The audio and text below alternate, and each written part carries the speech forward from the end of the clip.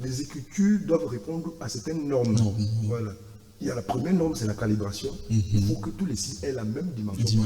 C'est écrit sur une même surface. Oui. Le deuxième principe, c'est l'orientation spatiale. Il y a un sens pour écrire, il y a un sens de lecture. Oui. Voilà. Et le troisième principe, c'est l'ordonnancement spatial. Comment ordonner les signes. Oui. Ça a pu se traduire peut-être ceci. Docteur, intéressant. En fait, cela a été étudié. Oui, parler en fait, docteur, parler de l'Égypte antique, de ses prouesses, de ses inventions, c'est très vaste. Ça peut prendre des mois, voire même des mois, parce que c'est une civilisation qui a duré presque 10 000 ans. Oui. Donc on ne peut pas parler de l'Égypte antique juste une journée.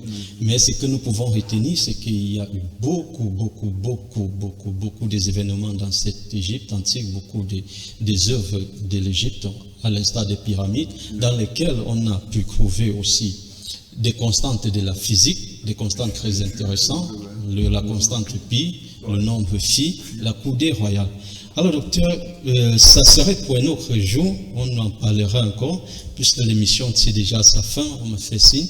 Alors, docteur, quelle perspective pour vous, puisque là on doit retourner sur vous, quelle perspective, vous êtes bien sûr chercheur, c'est-à-dire vous avez des activités de recherche très serrées, alors quelle perspective pour l'avenir, quelle perspective à long terme, à court terme?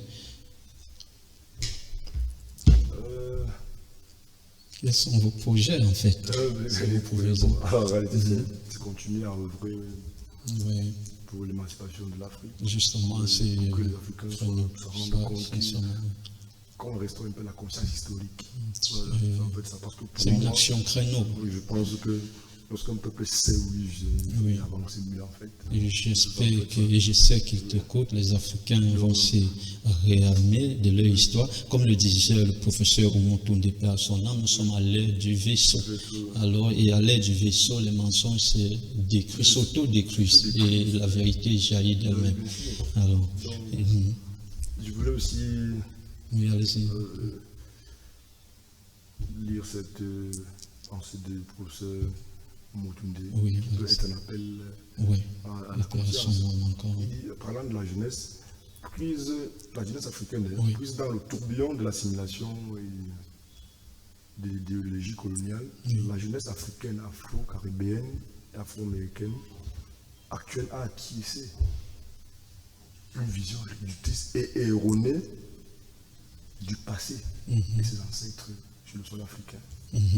Voilà. Il s'ensuit des comportements tels qu'elle est la seule à avoir de par le monde. Notamment, ces comportements nuisent à son épanouissement. Et ces comportements sont l'insouciance et l'ignorance. Et l'inconvénient de ces comportements, c'est la servitude.